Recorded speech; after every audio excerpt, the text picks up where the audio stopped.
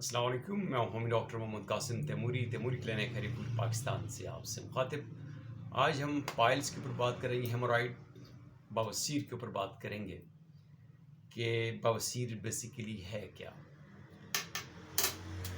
बवासीर बेसिकली सूजी हुई रगें होती हैं जो पखाने के रास्ते के अंदर या अराउंड द एनस मकद के इर्द गिर्द जो है मोके बन जाने को कहते हैं। इसको इंटरनल पाइल और एक्सटर्नल पाइल भी कहते हैं, यानी अंदरूनी बवासीर और बैरूनी बवासीर भी कहते हैं, खूनी बवासीर और बादी बवासीर भी कहते हैं। अब जो इंटरनल पाइल होती है, इसमें एनस के अंदर, रेक्टम के अंदर जो है, जो खून की रगें होती हैं वो इन्फ्लेम कर जाती हैं, सूजन आ जाती है उनके अंदर, और सूजन की जो होती है उसकी ब्लड सर्कुलेशन उसके अंदर ज़्यादा हो जाती है सूजन, उसी प्रेशर की वजह से। और उसके बाद जो है ये सूजी हुई रगें जो इन्फ्लेम जो वेन्स होती हैं, समटाइम्स इनसे ब्लड भी रिसता है और यहाँ पे मुंह के मसल भी छोटे छोटे बन जाते हैं। अब जो इंटरनल पाइल है, इसके बाद एक और जो एक्सटर्नल पाइल, सबसे पेनफुल और तकलीफ दे जो बवासीर होती है वो बैरूनी बवासीर होती है, एक्सटर्नल पाइल होती है, जिसमें एनस के इर्द गिर्द जो है, पखाने के रास्ते के इर्द गिर्द जो है मुँह के गिल्टियाँ गुठलियाँ सी बन जाती हैं। जो पेशेंट जो है अपने आप को साफ़ करता है, धोता है, तो उसको महसूस होता है कुछ एक्स्ट्रा ओवर ग्रोथ वहाँ पे मौजूद है, कोई दाना, कोई गिल्टी मौजूद है। अब इस बवासीर को डिफरेंट स्टेजेस में तकसीम किया गया है। पेशेंट जो होता है वो डिफरेंट स्टेजेस में, मुख्तलिफ पेशेंट डिफरेंट स्टेजेस में मॉलेज के पास आते हैं, डॉक्टर के पास आते हैं। अब जो फर्स्ट स्टेज इसकी बवासीर की होती है, इसमें पेशेंट अमूमी तौर पे डॉक्टर के पास नहीं आते हैं और ये डायग्नोज भी नहीं होती है, यानी इसमें मरीज़ को शदीद तरीन कब्ज़ रहती है, थोड़ी सी उसको एचिंग बर्निंग हो गई तो उसको वो मतलब है कि मैनेज कर लेता है। ये ग्रेड 1 पायल है, पहले दर्जे की बवासीर, ठीक है। इसमें थोड़ी सी सूजन हो जाना, बैठने में बेरामी महसूस करना, पखाने की बार बार हाजत, अनकम्प्लीट डिज़ायर, यानी उसको तसल्ली नहीं थी, वो बार बार वो पखाना करने जाता है, उसको लगता है कि अभी कुछ और अंदर है, तो ये इसकी ग्रेड 1 पायल आ जाती है।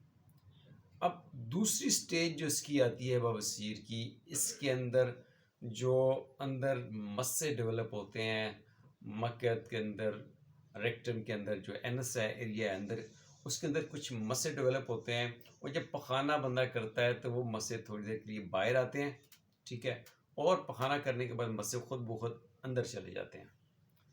ये दूसरे दर्जे की बवासीर है। अब फिर एक स्टेज आती है कि जब वो अंदरूनी जो मस्से होते हैं वो बाहर आते हैं, ठीक है जी, लेकिन उनको हाथ से पेशेंट जो है अंदर पुशअप कर देता है।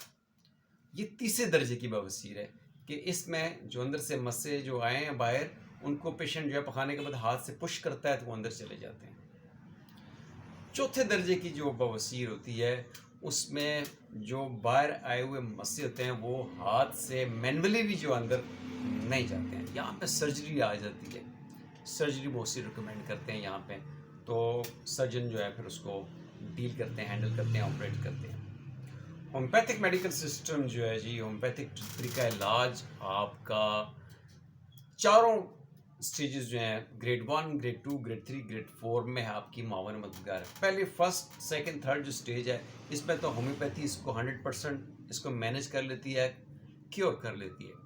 जहाँ पे सर्जिकल प्रोसीजर आ जाता है, उसको ज़ाहिर बात है जब चौथी स्टेज होती है तो पखाने का रास्ता बंद हो जाना, वहाँ पे कोई ग्रोथ हो जाना, या मस्से बाहर आ गए हैं, अंदर नहीं जा रहे हैं, उसे भी पखाने का रास्ता जो है वो रुक जाता है, मरीज़ बैठ नहीं सकता है, ब्लीडिंग हो रही होती है, तो इसमें सर्जरी इन्वॉल्व है। और सर्जरी के बाद भी आपकी होम्योपैथी जो है आपकी हेल्प कर सकती है ब्लीडिंग को कंट्रोल करने के लिए, डिस्कम्फर्ट को बेहतर करने के लिए, जलन को आराम देने के लिए, आपकी लाइफ को इजी करने के लिए, आपको कंफर्ट कंफर्टेबल लाइफ जो है गुजारने के लिए आपकी होम्योपैथी ग्रेड 4 पायल में भी आपकी मामून मददगार हो सकती है।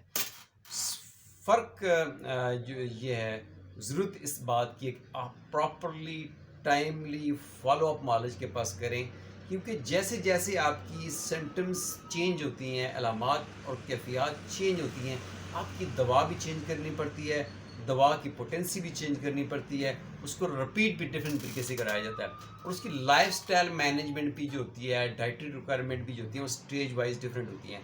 तो आपका अपने मुआलिज के साथ कनेक्शन जो है, इंटरेक्शन जो है, कम्युनिकेशन जो है, वो आपका रहना चाहिए, ताकि आपकी ट्रीटमेंट जो है, आपका इलाज जो है पाया तकमील को पहुँचे, आपको मुकम्मल शिफा हो, और आपका ये कम्युनिकेशन जो है परमानेंट क्योर तक आपका ये कायम रहे।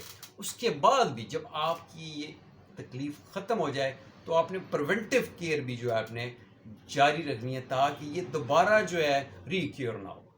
तो होम्योपैथिक मेडिकल सिस्टम जो है आपकी ग्रेड 1 पायल में, ग्रेड 2 और ग्रेड 3 में बड़ी मावन और मददगार है। ठीक है, अब बात आती है जी कि खूनी बवासीर में जब ब्लीडिंग आपकी हो रही है, तो हर जो ब्लीडिंग होती है, जो रेक्टल ब्लीडिंग होती है, वो बवासीर की वजह से नहीं होती है। तो पहले ट्रीटमेंट से पहले ये मौलवी ये तसल्ली कर लेता है, ये कंफर्म कर लेता है कि जो रेक्टल ब्लीडिंग हो रही है ये किस वजह से हो रही है, आया ये वाकई रियल पायल है, उसका फिजिकल एग्जामिनेशन है। ठीक है जी, तो मरीज़ को देखता है, डॉक्टर उसको फिजिकल चेकअप करता है।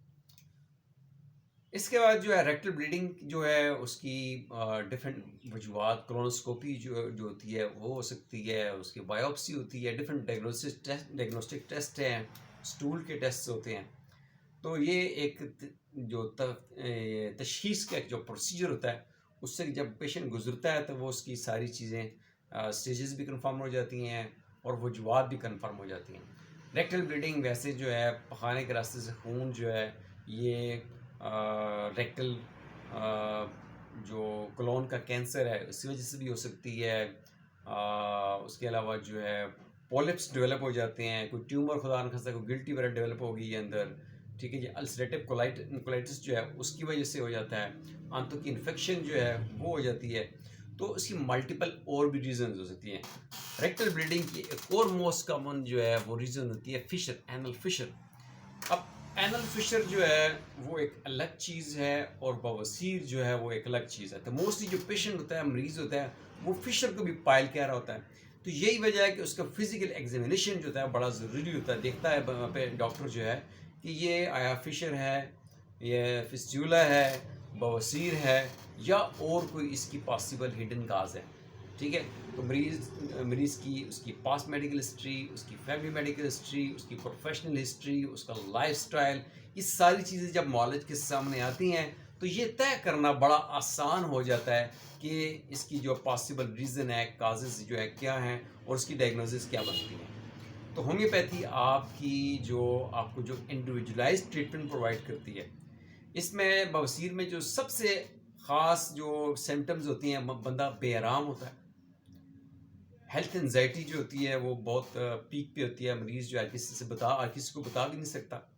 इसके अलावा जो है पेन है, बर्निंग पेन है, जलन है, ठीक है, और बेरामी है, ये सब चीज़ें इसमें पाई जाती हैं। तो इसमें हम ट्रीटमेंट भी प्रोवाइड करते हैं, मैनेजमेंट में उसके लिए स्पेशल जो है उसके लिए ऑइंटमेंट्स हैं जो उसको कंफर्टेबल फील करने के लिए दी जाती हैं।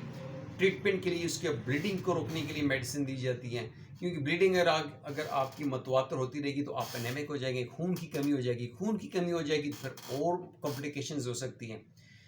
तो इसलिए खून का कम करना, मसों को कंट्रोल करना, जो सूजी वेन्स हैं उनकी सूजन को ख़त्म करना, ठीक है, मरीज़ की टोटल उसकी सिम्टम को लेके ऐसी दवा उसको तजवीज़ करना कि जो उसकी सारी सिम्टम्स को कवर करे, वो दी जाती है।